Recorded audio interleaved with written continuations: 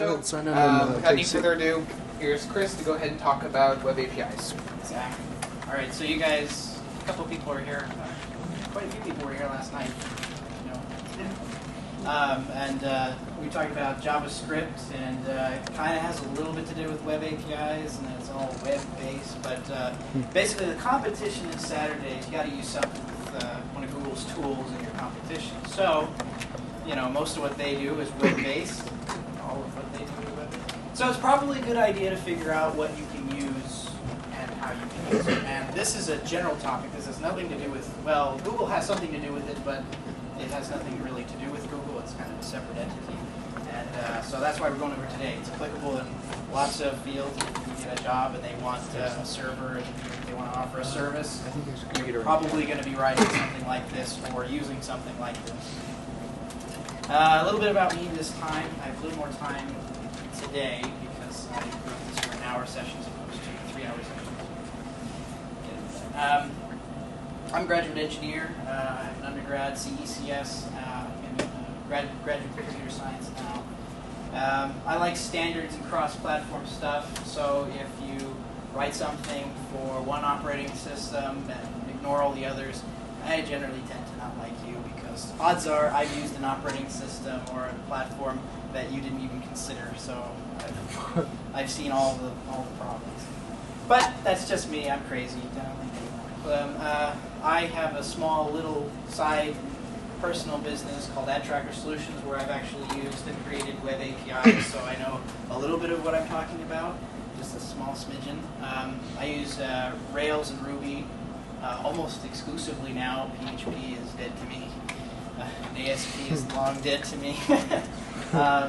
Tonight, we're going to be covering quite a few things about web APIs. The overview is, what's a web API, definitions, blah, blah, blah, boring stuff. Then we get into the mechanics and guts, which is why you're all engineers, right? Because you want to figure out how stuff works. You take clocks apart, you put them back together. Sometimes they work, sometimes they don't. Most of our stuff will work when we put it back together.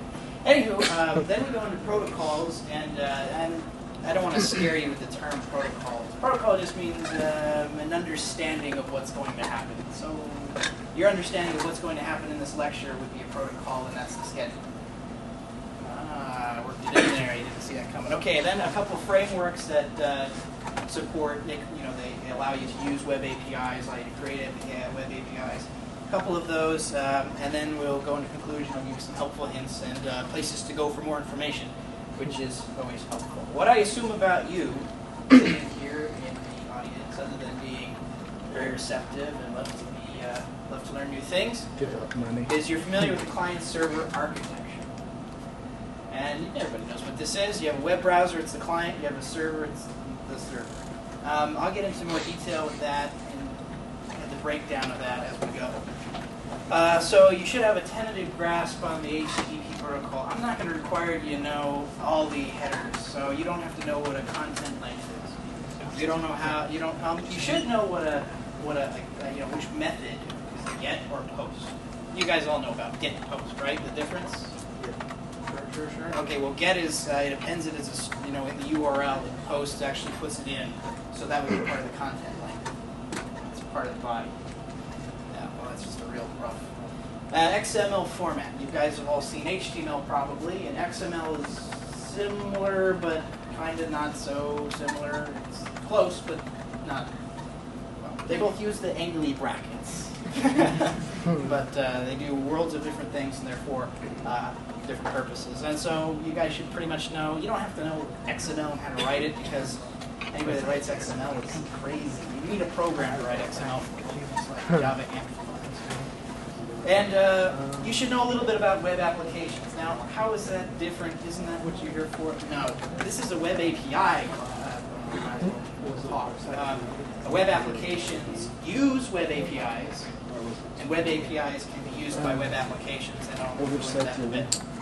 I forgot to write one more assumption down. I assume you're going to stop me and ask questions. I don't think it's rude if you raise your hand or even interrupt me politely. But if you can think of a way, sorry, like that. If you can think of a way to do it, go ahead. I'm here for you guys. All right, so we're going to quickly go into the overview of web APIs. So we're going to define them, why they're important, common uses for them, and a couple of APIs you may have seen or may have not seen. Alrighty, the definition. I break it down per word. It's a nice little acronym. The application programming interface. So who's it for? Applications. Well, that's what it's for. It's application. Who's it for? Programmers. Users should never see the API. Well, unless they're developers. Developers can see the API if they're users of the API, but your end users, your clients that are just trying to see their stock quotes, or as we'll see later, order a burger, those people will never see your API. And it's an interface, meaning it's a protocol. It's an understanding of what's going to happen and what the expected types and things of that sort. So why do we care? Web APIs are designed to let applications talk. So they're about allowing programmers. So say you work at Google. I know everybody wants to work at Google. Most everybody. Say you work at Google and you make I don't know, some type of mapping application. And some people really like it, but other people really like another application, maybe like Yahoo, or maybe MapQuest, even though given the wrong directions. So if you have a programmer from Google and a programmer from Yahoo, and Yahoo says, wow, that Google Maps API, that's really cool. Maybe I can make my own application that's not really a Google Maps. Maybe it's a Yahoo Maps that uses the Google Maps. Well, you guys have all seen something like that. There's one that maps pictures for your latitude and longitude, and there's little dots on the Google Maps, and you can click them, you see the pictures. I mean, that's all part of, there's a web API in the back there that hooks up to the Google Maps. So the web API lets you go to the Google Maps. So you can see it's immensely useful. But you don't care how the Google Maps works. You just see the API, and that's what you work with. So that helps speed things up. You don't care how it works. So that's part of there's no knowledge required. Well, a little bit of knowledge required. You have to know how the API works.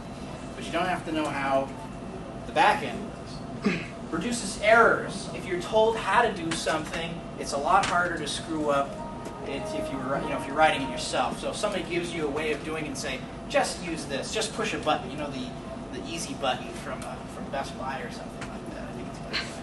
If you just push the button and it works, how can you screw up? Unless there's a glass plate in there, you're blind or something, I don't know. Anywho, so it also helps you reuse code. Yahoo and Google and MapQuest, they all made three things exactly, well, not exactly the same, but they made three identical products just about. They all do mapping. Now, there's something to be said. I mean, competition is good. You come up with new products. That's how Google Maps got to the top. They said, let's make a better map. But should everybody make their own maps? You want to make your own map? Maybe you do, but you think you could do it better. But if you don't think you can do it better, use what's out there. And that's what's part of it. And so web APIs also help with interoperability. And here's how. If they tell you how to do something, you can take your code and program it for their code, and now you're interoperating with Google Maps. Now, it sounds better than it really is. But there's also resource pulling. So instead of three maps, and you make your own map, and you make your own map, we have one place for maps. And that's just what resource pull. So there's a bunch of flim-flam reasons for, I'm trying to beef up web APIs here. But they're really quite useful. They don't need those explanations. So, what are they used for? Well, you can send data and you can receive data. That makes sense. So how could you ask for something without sending somebody a little data? So it's kind of implicit. All right, so it also is making a request. If you send somebody the number 5, so I send you number 5, what do you do? You return it back. Why do you return it back? You just thought of something to do. You don't know what to do with the number 5. You want to make a request. You want to say, here's the number 5. I want something back from it. Maybe say it's a good number, or say it's a bad number, or say give me 5 words or something, curse words, profane game, or something like that. So now, where is the web API? What is it between? The web API is a bridge It is used to bridge what two entities? Application and a application. Correct. Good, good, good. See? Alrighty. So here's a couple of them that you've probably already seen. You've probably seen a few of them, and maybe a couple you haven't. I've already mentioned the Google APIs for the Maps. Yahoo has their own Maps API. It's lesser known, but I threw them in there, and they supportive fairness and things of that sort. We also have the Facebook API. It's highly restrictive in that you're restricted on what you can find and pull out of it, but it's there. And you can make your own Facebook extensions and things of that sort, and applications that pull on the Facebook databases. But again, that's their livelihood, so they're going to be careful what they release. It's another problem with the APIs. Amazon has their e-commerce API, so if you've seen, go to Target.com. You don't have to do that now. Their store is Amazon-based, I think, unless I got them confused with another customer. Their store is all Amazon-based, so you can buy stuff that Target really doesn't sell, but Amazon sells it. I got confused with that myself when I was looking for Cowboy Bebop a couple months back. Now you know what I watch. So any others that you can think of? Any other APIs? Pardon? SOAP. SOAP. That's not really, we'll It's get not to an SOAP, API but it's itself. not actually a company is offering some type of service, and they use APIs to support that service. Sure, go ahead. Not answering your question, I just Sure, go ahead. why do we need APIs when we have like just to customize our Okay, well, sure, it's customization, but what about extension? Why do you build classes and then inherit off of them? Well, say Facebook has a poke feature, and you want to see how many times you've been poked. Does Facebook let you really count how many times you've been poked? They probably keep a record. They probably have the number of people that have poked you, but they don't offer a way of saying, I've been poked 15 times, and then you can make it a contest. I've been poked 15 times by Bob, or I've been poked 15 times by Sarah, or something like that, and make it a contest on your homepage or something. You really can't do that with Facebook as is. So if you use their API and build your own, well, you've kind of just extended what they have, just like a class and things of that sort. Good. No other APIs? Sure. Flickr. Pardon? Flickr.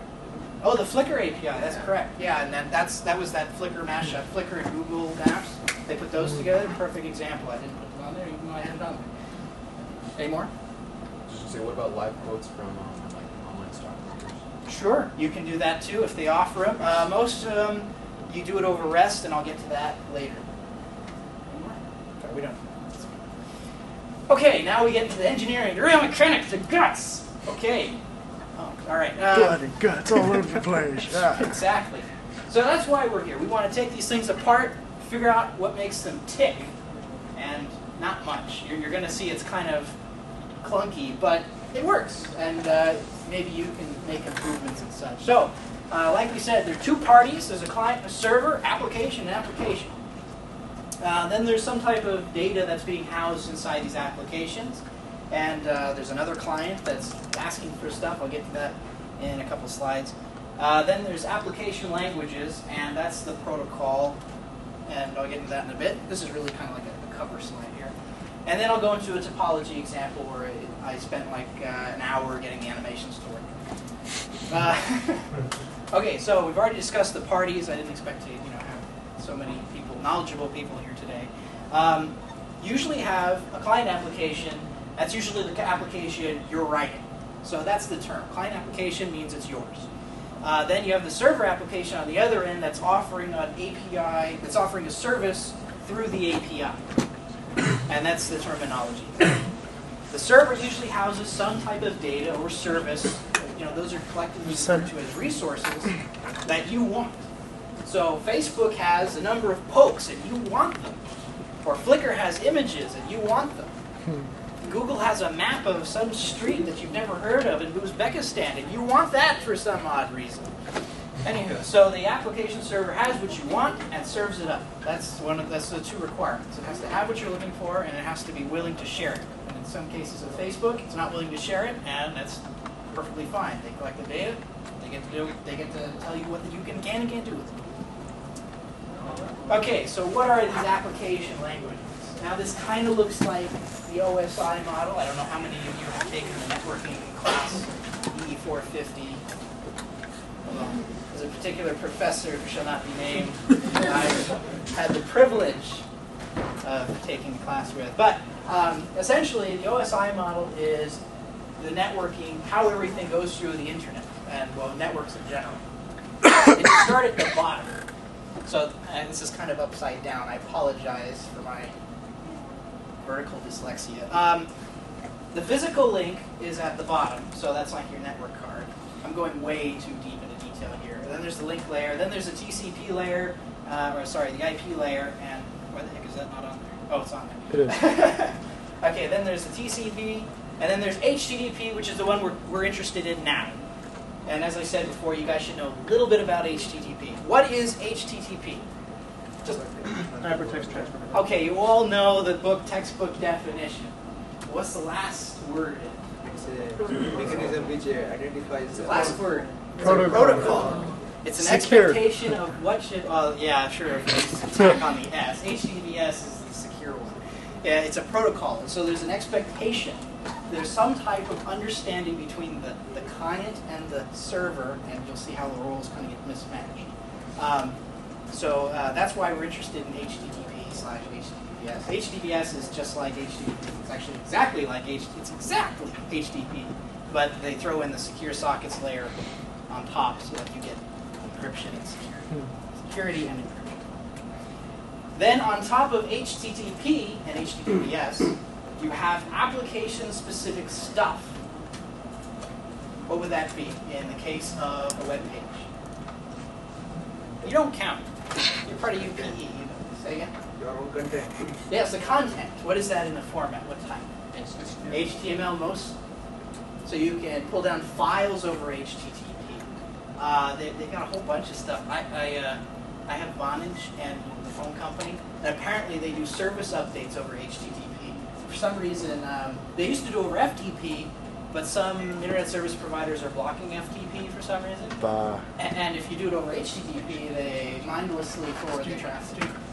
Or Constant connection. constant connection. In FTP we have. Well, the HTTP supports a number of things depending on which version you use, but we're not getting into HTTP. But just know it's a protocol, and almost everything in the web gets sent over. There's very few things that do their own sockets and stuff like that, so it just gets too ugly. That's kind of what an API is. See, HTTP is too ugly for the web APIs. So you invent the web APIs to make it a little nicer. We'll see where that plays. Okay, so you have application-specific stuff. Now, you all know about HTML, which is, almost a standard. It's an understanding that when you make a request, that's what's coming back. That's not always the case. So you can send XML, which is a file. It's not HTTP. And that's what's called an application-specific protocol.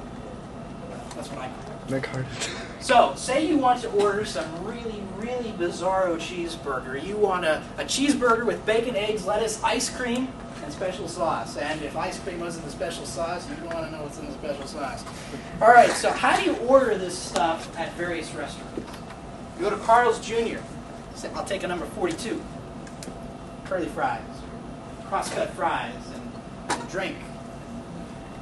Then you go to Wendy's, and it's Dave's Special. You go to McDonald's, and it's the green McHeart Attack.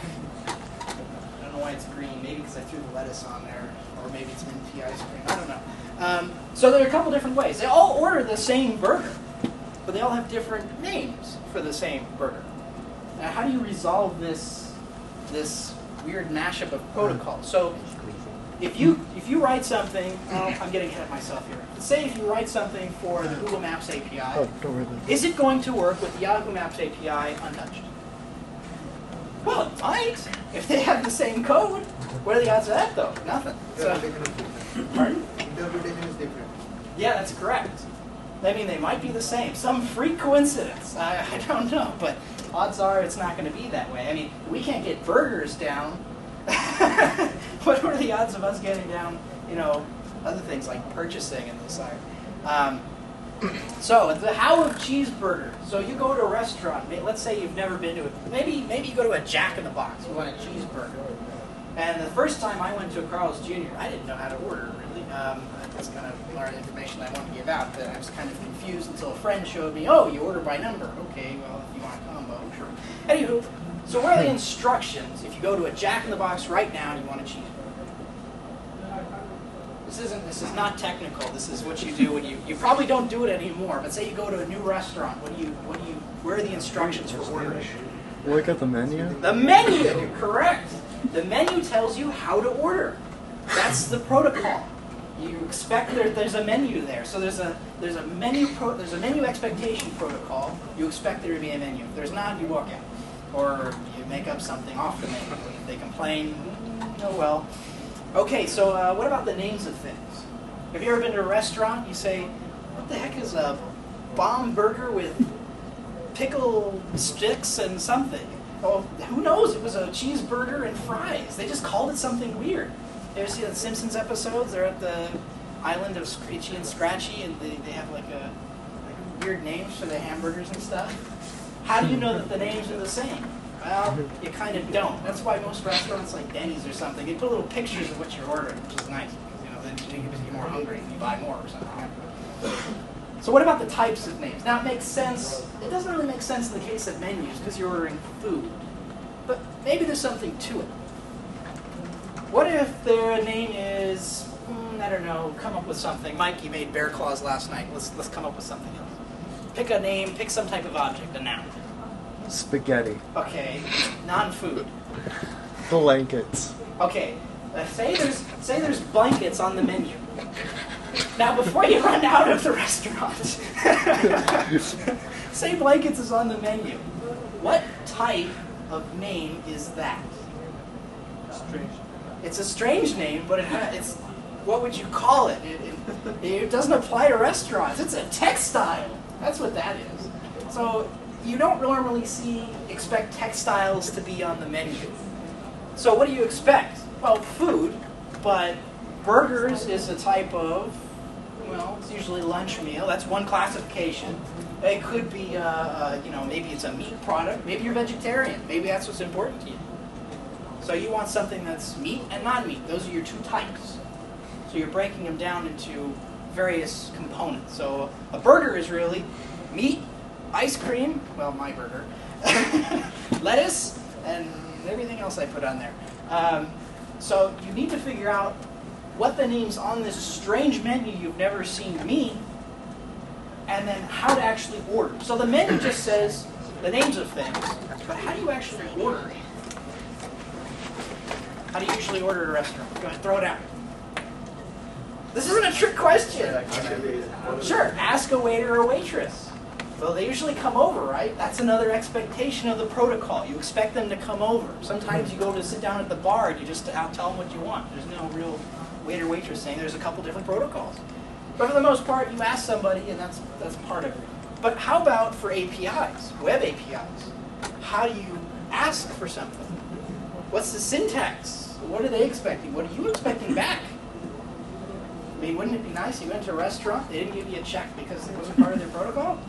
Instead, they just called the police. Oh, we don't expect our customers to pay. They're all cheapskates. All right, so now I'm going to go over a sample topology. I'm kind of giving you a background of why APIs, and now we're going into the guts. This is the actual composition and how they fit into the big picture. Usually you start with data. Either you're trying to amass it, or you're trying to disseminate it. And Facebook, their goal is to do both. They're trying to amass data about you. Why? So they can give it back to you. And keep it from I don't everyone understand else. how that works exactly, but it's a great business model, and mimic it and follow it if you can. Data in itself is useless. There is no point to data unless you can do what? Use it. Now, how do you use data? There's a service that's associated with the data. The service asks for data and writes data. Kind of snazzy, huh? Makes things nice and easy. Now you can have multiple services on the data, but for the sake of space, I didn't put that back. You can forgive me later. Anyway, so the service controls the protocol. Data stored in a database has strings, integers, booleans. That's a protocol. There's an order to it. There's a logic. There's keys, foreign keys, IDs. So now once you've got the protocol, you need to be able to use it somewhere. So this is okay if you've got your own computer, It's like you got a Cloverfield. database, your inventory, but you want to bring it to the world. So you stick it on some type of public machine called a server. Now, even this isn't really useful.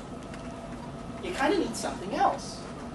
It's another service, and you guys all know about this, like Apache, or IIS, or Lighty. You can see which web servers I use.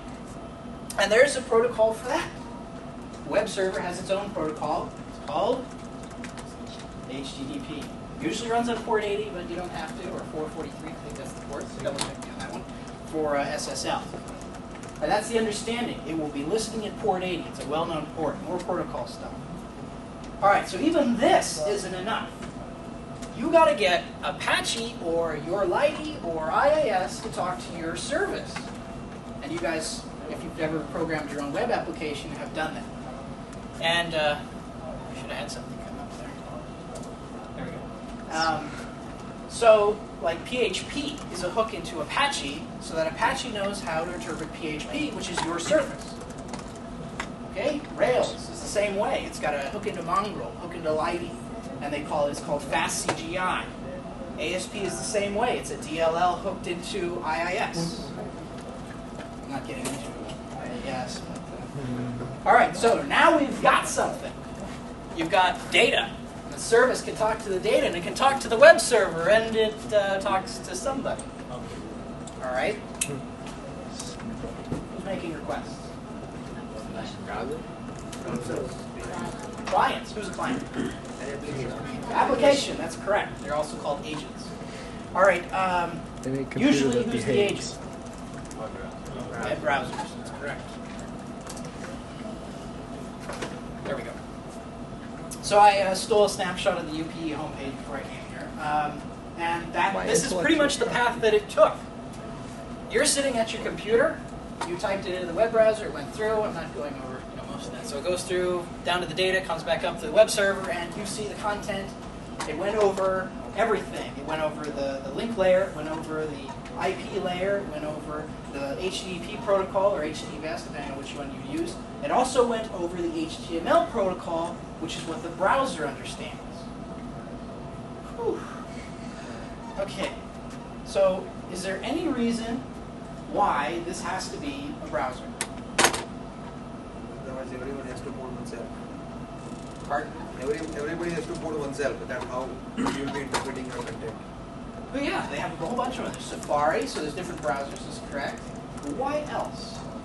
Why else does it have to be a browser? Okay, so the protocol of HTTP. Because people are using it, so People are using you guys browsers. can see the actual web page. And Easy to use, easy to interpret. Sure, sure. But does it have to be? No. No. Okay. So, yeah. Something like Yahoo Messenger.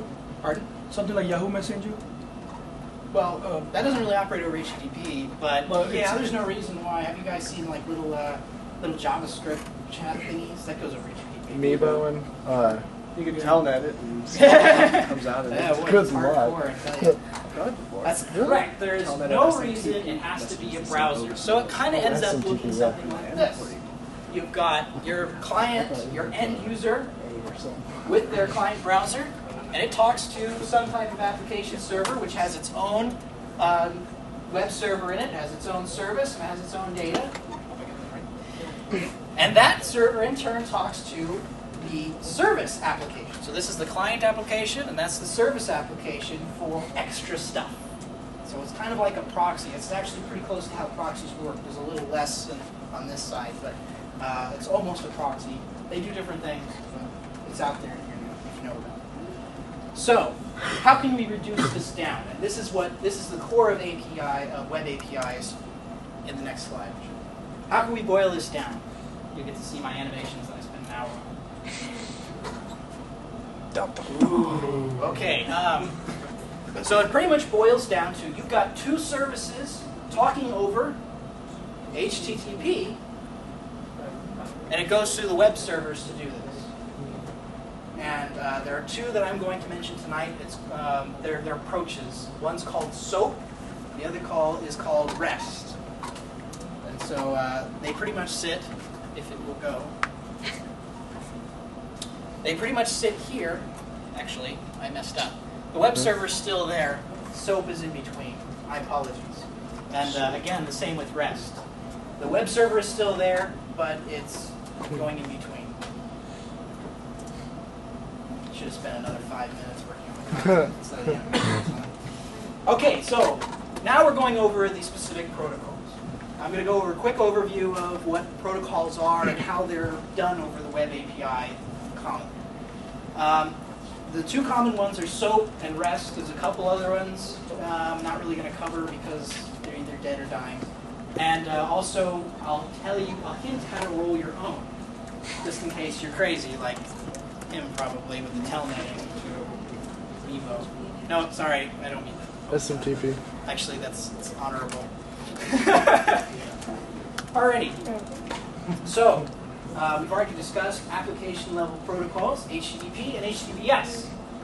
That's how it's referred to in the ISO model. What's an ISO? Anyway, you've got the link there. OSI? OSI, sorry.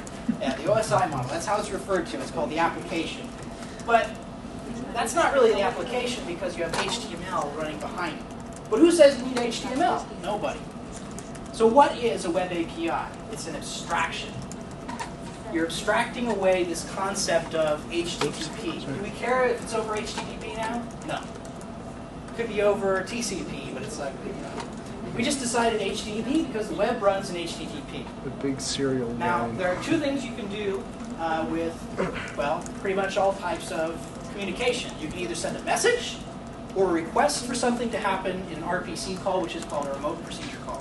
RPC is the short version. And that's pretty much everything fits into those two categories, and they overlap, and they don't, and you can pretty much word your way into anything. Anywho, the first one that we're going to discuss is SOAP. They call it the Simple Object Access Model no more.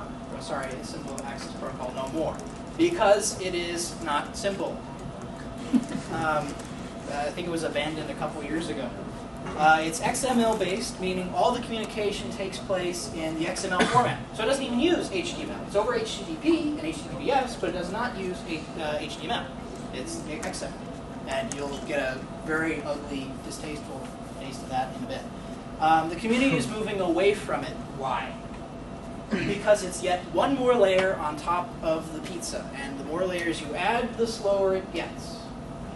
And there's a lot more checking, and you'll see how bloated it is in the next slide. So the more layers you have, the slower it goes. All right, let's take a look. Here's a sample request. Now, there's meaning, there's reason to everything.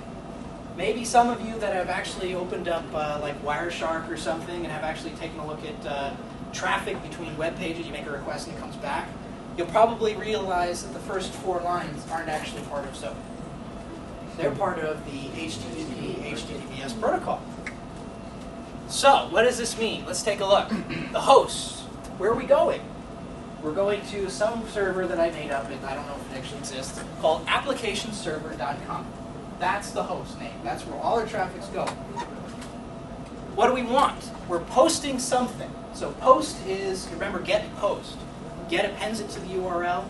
Post actually includes data in the body of the request. And that's where the SOAP comes in. It's actually the posting. So SOAP doesn't work over. SOAP doesn't work over GET then.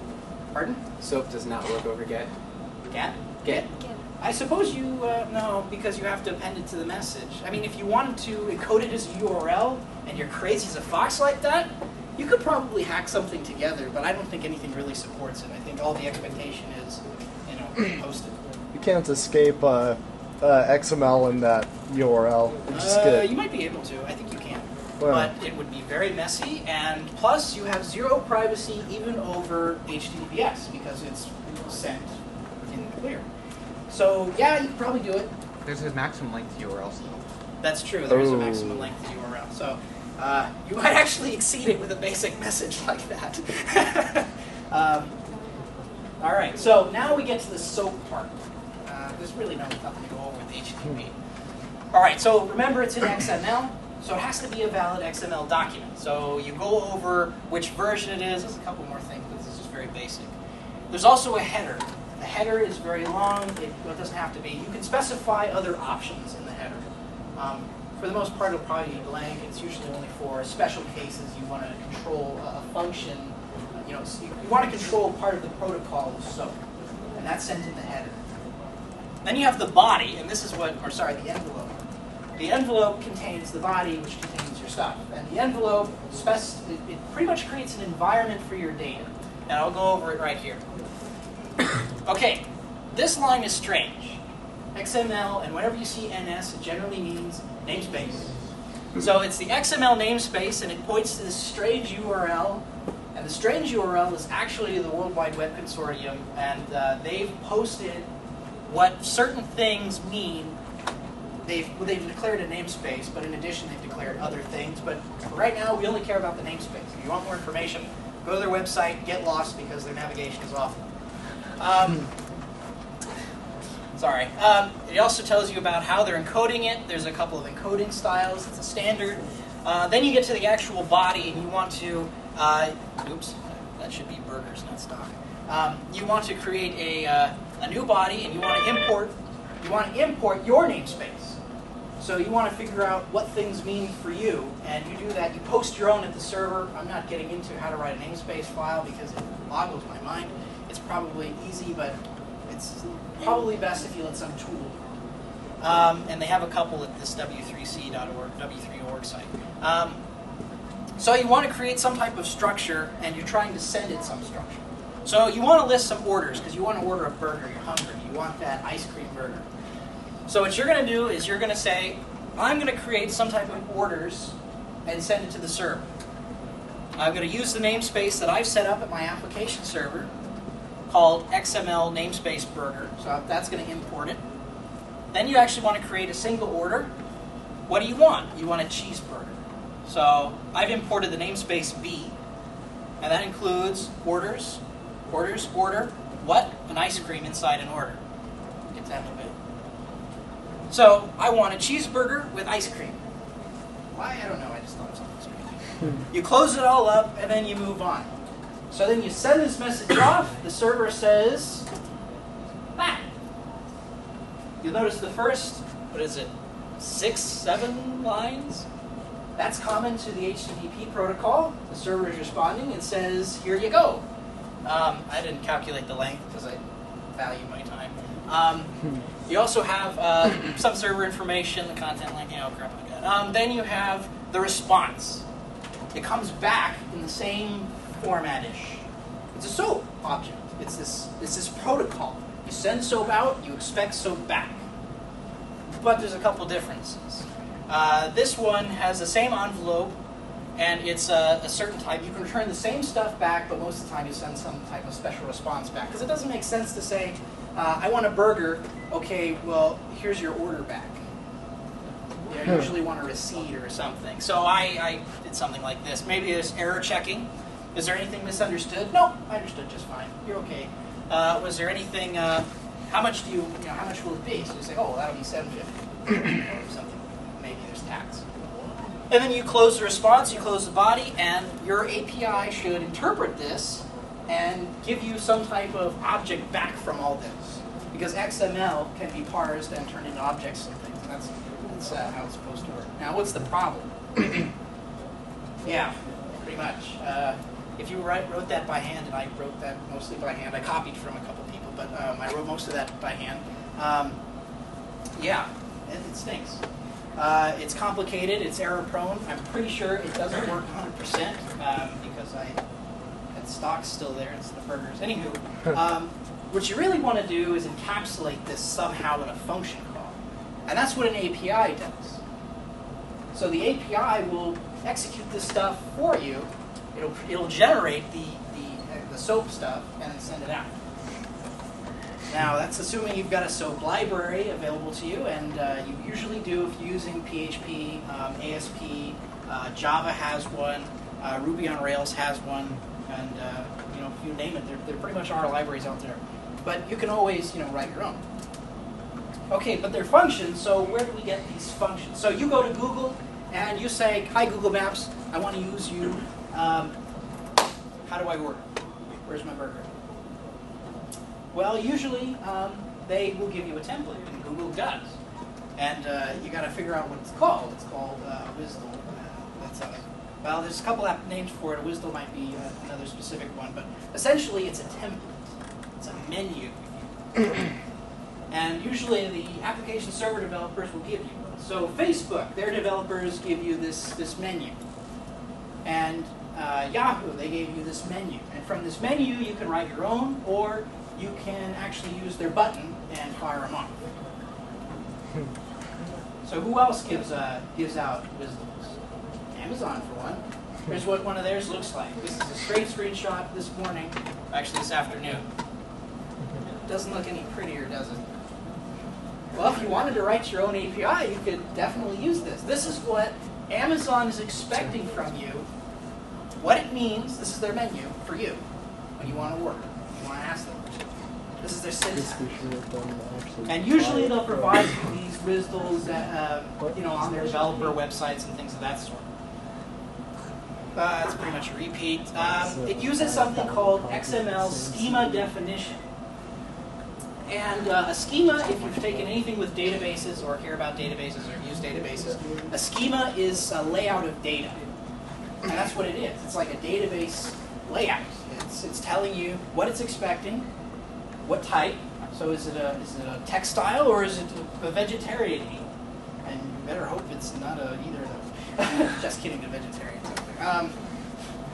But as I said, it's a menu. So what would a burger WSDL kind of look like?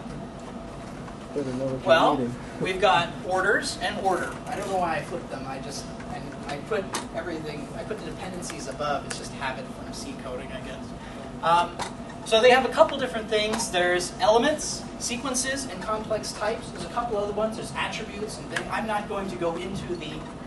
It's got to be hundreds and hundreds of pages of XML schema reference material. It's on that W3 site. If you are crazy and want to go there, go ahead. But a complex type is pretty much your class. You're defining something special that's composed of other things. And a sequence is a sequence of variables. Well, I call them variables, but they're really a sequence of elements. Elements have names. So let's go to the burger. So this element name is what? Well, what do you want? Well, I want a string. It doesn't really check whether you want a burger or blankets, but it kind of fits it into the type. And here's a Boolean. Do I want ice cream or not? Yes or no? So this pretty much comes out and turns into a menu of sorts. And there's a tabular version for those that are so inclined. You have orders, and they point to a burger. And maybe a burger has mandatory sprinkles, or maybe you have to get sprinkles on your burger, or maybe you have to get ice cream on your burger, or maybe it's a strange restaurant you want to run. But there we go. You can implement checks, validity checks, and type checking into the schema because it's expecting a particular type. You can specify, maybe they left off ice cream. What does it want to put there? You can specify default values. Or maybe there is no default value. If they don't specify ice cream, your request isn't valid. And the the SOAP response will tell you whether or not it's good or bad. So, and that's how they work that. All right. So that doesn't seem so bad. It's a menu. Now you should see what I left out. That was probably 1/10 of the sample that I was reading on a tutorial somewhere. It's lengthy. You have to think of everything. And if you don't, well, it'll probably show up somewhere else, and somebody else will get the blame. So when you care, you don't. But it's very complex. As I said, you make a mistake. Where do you go? Where's the debugger? There's a couple of tools out there, but generally you're on your own. It's tedious. Imagine writing this for every single element in a table for something like Facebook. And maybe I'll go back to the Amazon one. Look how little the scroll bar is. I've It's seen tiny. worse. That's got to be, I'd say at least 15,000 lines long. That's a lot of stuff. And this is just raw HTML. It probably doesn't wrap. As you can see, they fit on one line usually. There's no wrapping. There's no cheating. So they can get pretty tedious, but somebody actually sat there and did it, or used the tool, and hopefully they used the tool, and they're fired. So what's the solution to this? Well, it's not really a solution. It's been there the whole time. There's a big push to use REST because it's slightly faster, and it's usually less ugly. The problem is, it's hard to tell people what to expect. You can use XML, you can use WSDLs with it, but it's a little more loosey-goosey. And we'll get to that in a bit. So what does it mean? REST, representational state transfer. Believe it or not, this is pretty much HTTP. Don't believe me, do you? So just believe me when I tell you that it's simple, it's intuitive, because if you know HTTP, you pretty much know REST. Well, actually, you do know REST. Stateless, cacheable, layered, this is just what Wikipedia tells you. Stateless means every request is something new.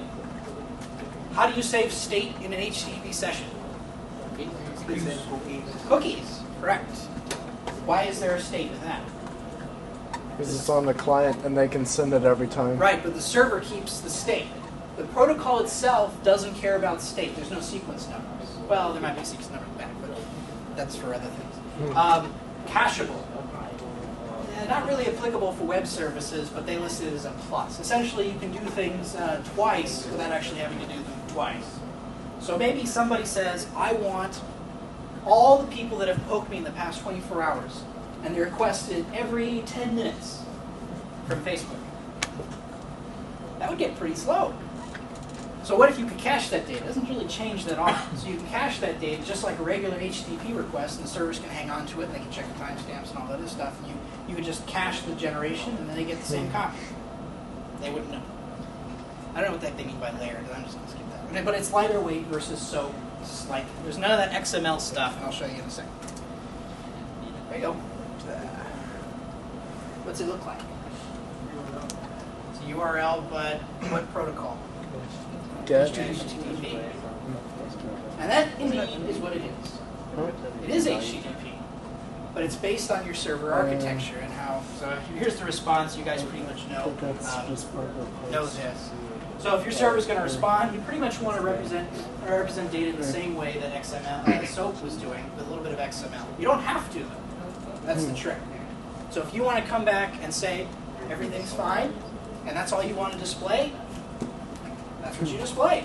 There's no data interpretation. You just want to display a string. You can do it. This is kind of a shortcut, though. You can do much more impressive things with it. And I coded that in about 10 seconds. So there we go. So what's the difference? Okay, it looks small. Don't need to have XML as a response, but generally you will, because it's, if you've got a listing of 1,000 users, you don't want to just say John, password, email. You don't want to parse. That's what these are supposed to do. You don't want to parse. Your REST interpreter should do it for you, and we've got them. They're called web servers. If you use Ruby, if you use PHP, how do you get an argument out of the post? How do you do it? Pardon? Use a $sign post thingy, request variable. It does it for you. You didn't even see. You didn't even see. Is that what it is? Yeah. You didn't even see that. Well, it wouldn't look like that, but you'd see that. So it says it grabs something called what, crams it to a hash, crams something called ice cream. It says puts yes into the hash under those names, and that's where it's supposed to be good. So entry points. Anyway, the final option is you can roll your own if you're crazy, like me. I've done it a couple times.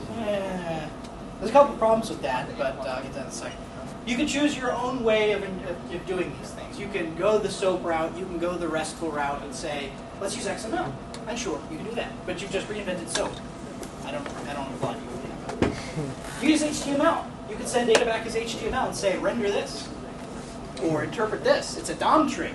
My P tag contains your bill. You're crazy if you do that, but far be it from me. Anywho. You can also send code. Here, server, execute this Java. You're crazy if you do that too, even crazier than before with the HTML, because you can get all kinds of who's to say who sends what, you know? And finally, you can do text. You can also go the penultimate route, create your own darn server. Just use Lightning. I'm not even going there. I know some of you are thinking about it. Back. Anywho, okay, there's a couple of frameworks. These are not really frameworks. These are languages and scripts, scripting languages. But they have frameworks for them. Very few have RESTful frameworks because it's kind of there. You just look at what's coming down off the post. Just so we know SOAP how is many people different. can. It has the XML abstraction, and you kind of have to dig. But they do that for you. So let's go to the first one, Java. They do it both ways. Well, if you have a web server, you have REST. So technically, they all do REST. Well, do you do REST? Well, I guess if it's been a long day. But so let's just go to the SOAP one. Again, kind of ugly. This is what it looks like for you actually writing a server application. So on the client server, you'd write something that looks kind of like this. This isn't actually the code to actually handle the request. This is just to tell Java you have an API. So this doesn't actually do anything. It just kind of says there's one out there. I think creating a server is much easier. But you'd create your own servlet, and it would get back a SOAP object. And then you use that just as if you got the variables from somebody programming it in. So you check to see if they exist, and it does all the validation for you. Then you have to write your own wisdom for your application. And if you don't, nobody will use it because they won't know what things mean. You've got to provide a menu, otherwise they'll walk out of the restaurant because they really wanted that hamburger with cheese, but hamburger with ice cream, but you didn't give it to them because they didn't have a menu.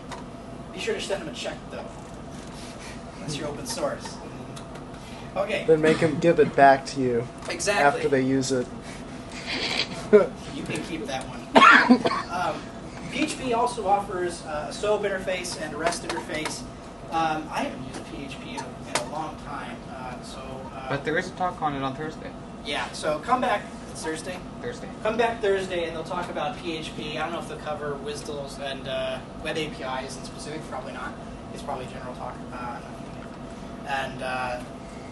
So yeah, I really didn't go into it. There's a lot of stuff on the PHP website. You can pretty much find what you're looking for there. The next one, ASP.NET.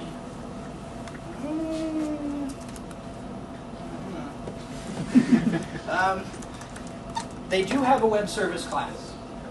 I myself know bubkiss about ASP.NET coding. I was very upset when they moved from ASP to ASP.NET because nothing made sense to me. There's REST, but again, just like all the other ones, it's your job.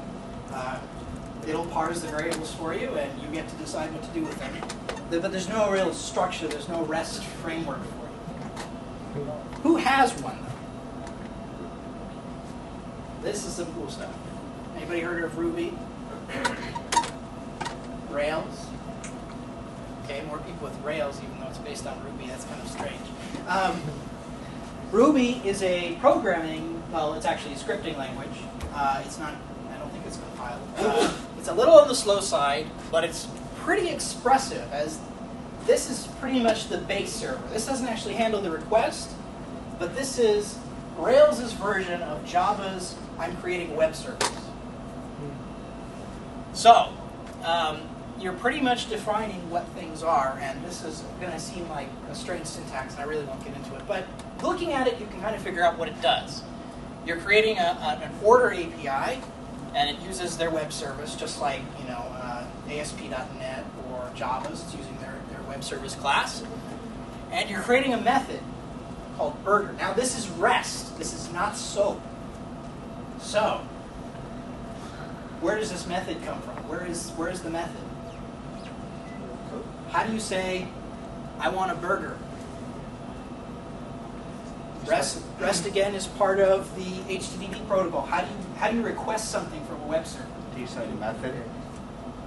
Well, the method is how. Get or Okay, get. What do you put in the get? get or post. Well, yeah, that's how. But what do you put in there? How do you say? Variable is equal to value.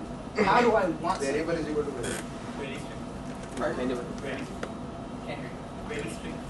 String? Very string. No, it's easier than that.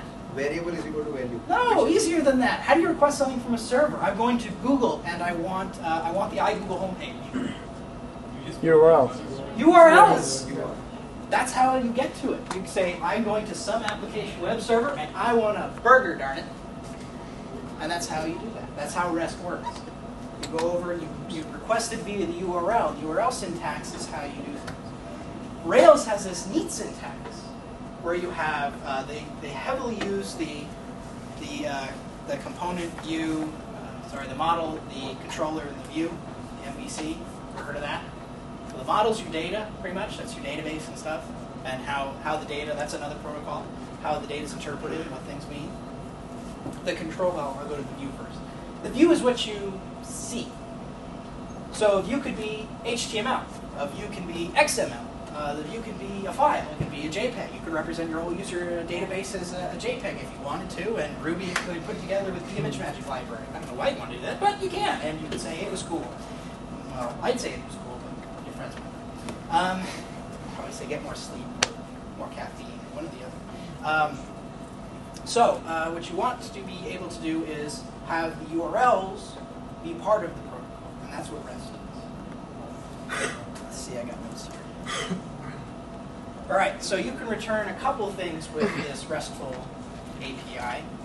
And right now it's returning what we already know. It's returning something called anything misunderstood, and it's a Boolean value. That was yes or no. Is there an error? And that'll be as some integer. And I probably should have made it a float, but I didn't want to look up all the variables and stuff. So I just said integer, we'll round up. In cents. We'll pocket the change. Okay, they do have a SOAP library in Ruby on Rails. But it's deprecated in favor of the RESTful API. And, well, they're moving to that. It's just a command decision that they made. So anyway, Rails uses this MVC, the model view controller model, to actually build your URLs. So if you've got users, that's a controller. There's also a user model that the controller uses to fetch data. And that controller will present to you maybe like the list. So you say /users/list. Maybe make that the index. /users/index, or just /users, and the index is default. And it'll show you the list of users. But if you want to add a user, /users/create, or /users/add, depending on the syntax. Again, the syntax will be your URL scheme. And you got to provide that somehow. Usually you'll wrap in your own functions for people that want to use your stuff. Okay, did we comment? Anything else? Web API, C and C++. Does it make sense? Sure it does. What's an RSS agitator? What's Aggregator? Sorry, I call it the agitators because I think it's like poking. Is it ready yet? Is it ready yet? Is it ready yet? Is it ready yet? So, I get agitated by RSS. Maybe that's what it is. So RSS aggregators, what do they do? Busy waiting polling. Pretty much. But what do they do? What do they give to you? Yeah, content from websites. Every once in a while they go to the website over what protocol? HTTP. HTTP. And they speak some language. They say, I'm expecting, they got the Houdini hat on. They say, I'm expecting XML as your protocol. Not quite SOAP, but in REST you can send whatever you want. That's just what we decided. And if you go to point a web browser to an RSS feed, what do you get? You get the XML. If your browser's good, it'll show it in a nice clean format. If it's like mine, it'll show it like the Amazon Web Service one if you shut it off. There's no doc type. Firefox. So sure, you can definitely do that. What about desktop widgets? You want to get the weather. Have you ever used the Mac desktop and they've got the Windows widgets, and if there's a time, maybe it's getting the time from a time server. Pretty slow, but I wouldn't put it past them. If you want to go out to the web, pull something down. It's an API. Use an API to do that, especially if it's site-specific. RSS is kind of standard, but maybe you have a Facebook poking counter C++ application. Goes to the web, uses a Facebook application interface, and you've got the number of people that have poked you in the past 24 hours. You've got poke. Okay, so we've covered quite a bit of ground today, and I hope I've answered that question in a why we care about APIs in the first place. Kind of shy on examples here because I didn't really have time to program a server that you guys can look at. I think But the other talks can help with that. in the next talk, remind me. Yeah. Next talk is maps. Maps, the Google API for maps.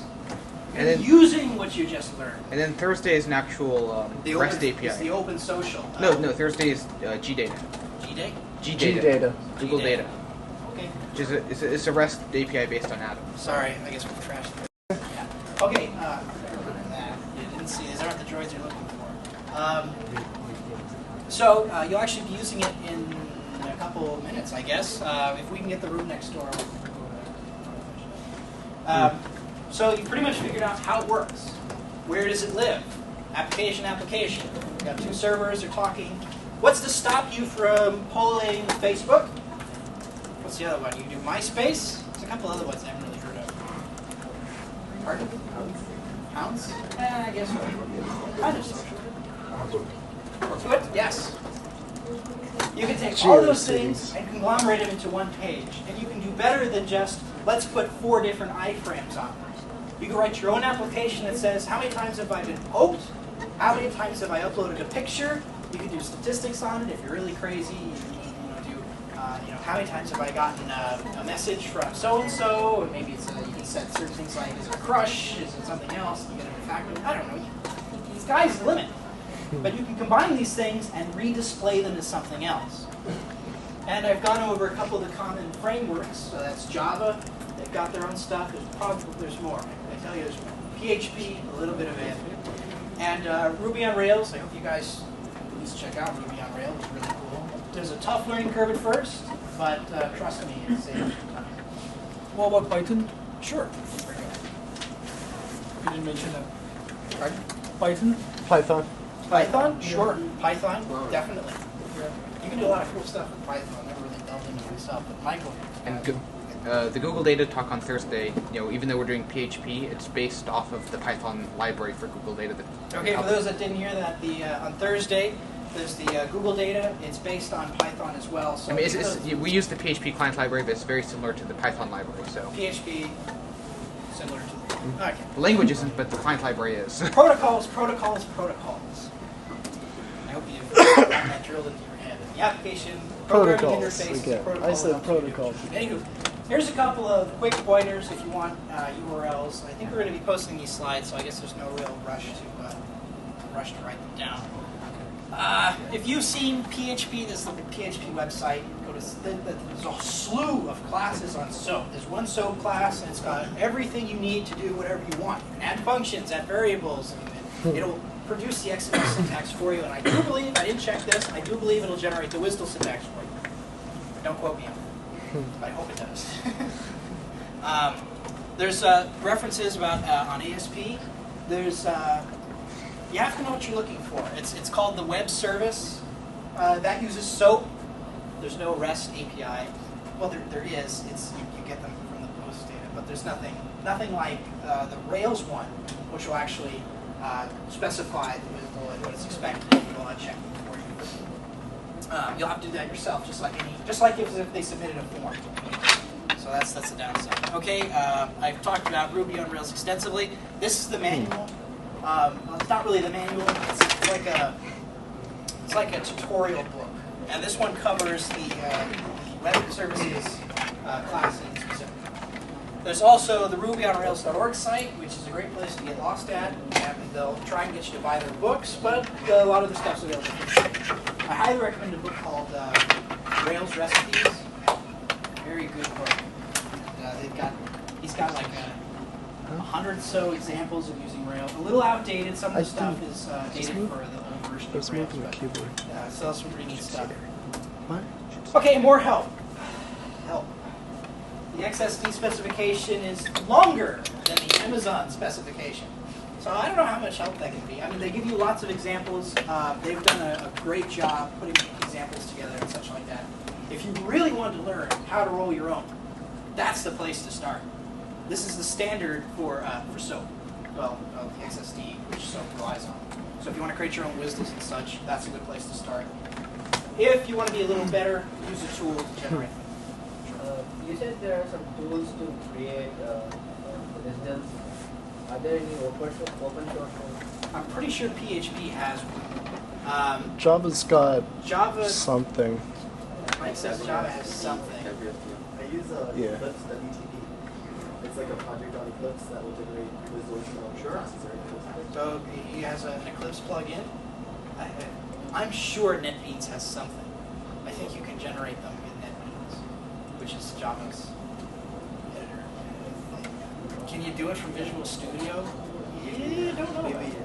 Maybe. It makes a non-standards compliant That one. might not be so much help. Wikipedia has a very lengthy article on REST. Most of it's fluff. But if you're looking for a little more history, because I don't really cover history because it's not really useful, you can go there. So I'd like to thank you from the bottom of my heart for sitting with me in my ice cream covered hamburgers and or cheeseburgers.